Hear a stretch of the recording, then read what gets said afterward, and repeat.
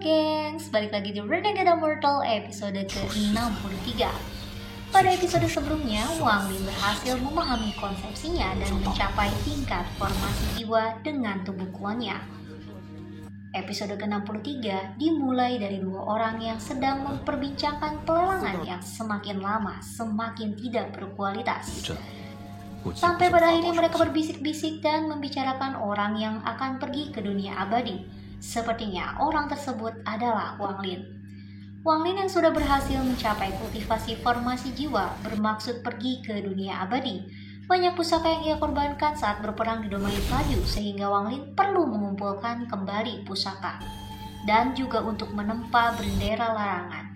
Di perjalanan ia mendapati ada seperti binatang roh yang menyerupai akar bersinar dibutuhkan oleh binatang rohnya. Saat diberikan ternyata bisa menaikkan tingkat kultivasi binatang rohnya sehingga ia langsung saja masuk ke lubang ruang dan mendapatkan lebih banyak akar tersebut. Setelahnya, Wang Lin pergi untuk ke tanah dewa kuno. Dia meninggalkan binatang rohnya sendirian di alam sana. Ia menempa bendera larangan di dalam tanah dewa kuno karena ia percaya di dalamnya tidak ada petaka langit, sehingga ia bisa menempa bendera larangannya untuk menaikkan kultivasinya.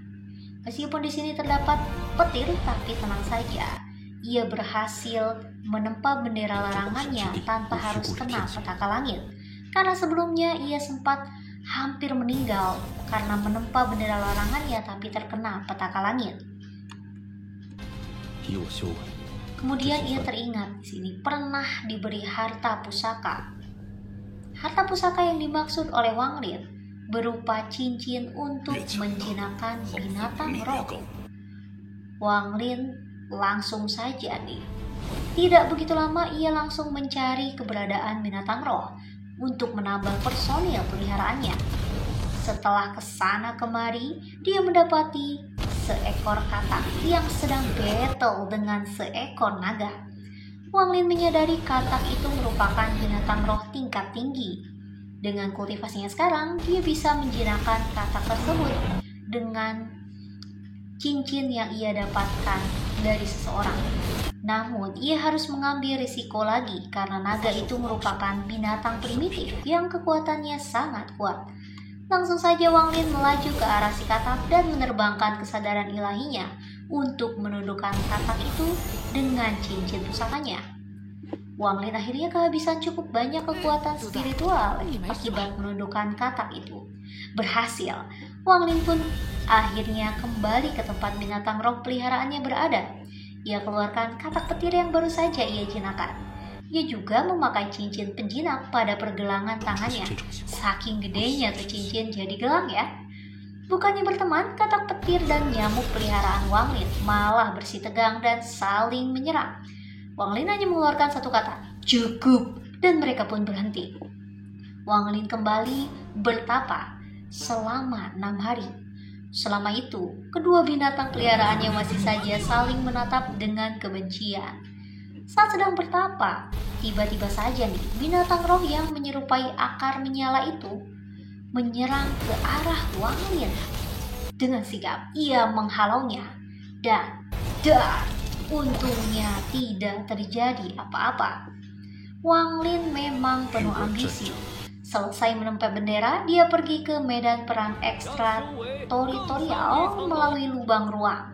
Seorang utusan yang baru saja membuka portal disaksikan banyak pengikutnya kaget bukan main melihat ada seseorang yang dikerumuni banyak jiwa pengembara. Mereka mengira orang itu pasti mati. Oh, tentu saja tidak. Dengan tegap dan keren, Wang Lin berdiri di awang-awang. Semua orang merasa takut. Tapi lucunya, Wang Lin hanya bertanya, "Di mana ini?"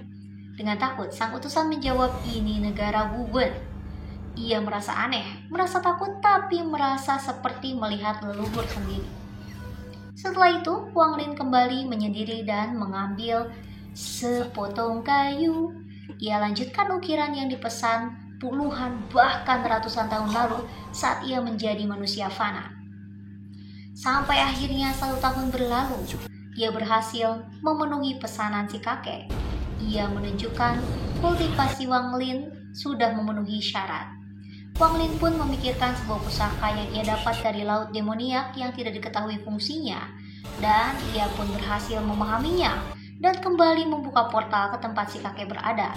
Wang Lin keluarkan tungku ajaibnya dan memakai topi sakti pinjaman dari si kakek. Menyadari hal itu, si kakek hanya tersenyum. Kira-kira apa yang akan terjadi berikutnya ya? Simak terus di kisah berikutnya, hanya di Renegade Immortal.